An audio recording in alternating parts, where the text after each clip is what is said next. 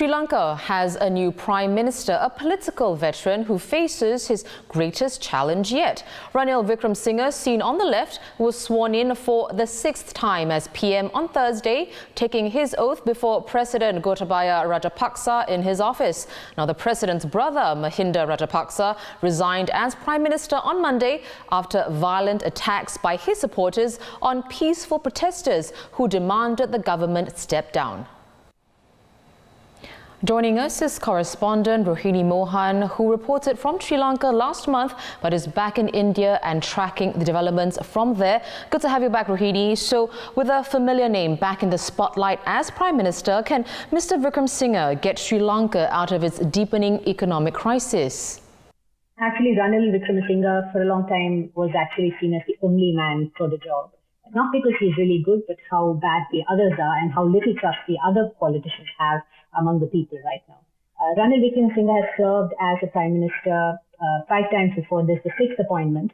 And this would mean that he has to actually put together what is called an interim government. And ministers will have to be appointed to settle Sri Lanka's economic crisis. Ranil Wickremesinghe is seen as someone who has the education, he's a lawyer, and the experience as a politician, and also the international credibility to actually kind of help Sri Lanka come out of its crisis. But there's a lot of jokes around who he is, also because he's never served a full term as Prime Minister. He's seen as very unlucky, but also really lucky to keep coming back to power like this. There's been cartoons in the biggest local dailies where he's shown as wearing the maroon scarf that the Rajapaksas have as a tie, because the UNP is seen as a liberal party that would bring in sort of investments, capitalistic way of governing, and smaller government. So this is something that they're seeing him in a suit, and that is kind of telling about where the direction of Sri Lanka's economy will go today. Well, Rohini, you were in Sri Lanka a few weeks ago and you saw firsthand a country on the verge of bankruptcy. So what's the international community doing to help find a solution to the crisis?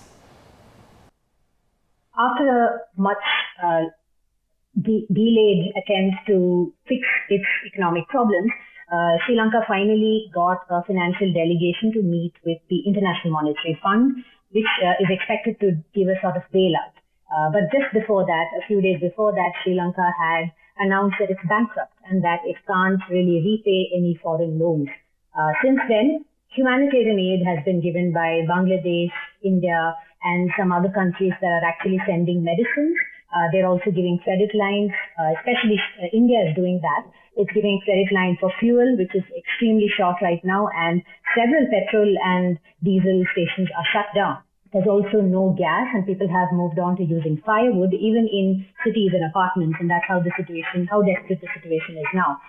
There is expectation that once the IMF comes in with some sort of it will bring in some sort of credibility, and then Sri Lanka can approach other countries like Japan, maybe even China, with whom there is a sort of tiff now after many years of borrowing from China. China has gone quiet over the last few months because also people were really upset with the Rajapaksa government's closeness to China, so they're playing it quiet right now. But several other possibilities will emerge once the IMF comes in and plays the mediator for Sri Lanka with other governments. But all this will have to depend on a stable government in a position that is not corrupt, that is transparent, that people are able to back and are satisfied with. So there's a lot to do domestically before a lot of help can come from outside.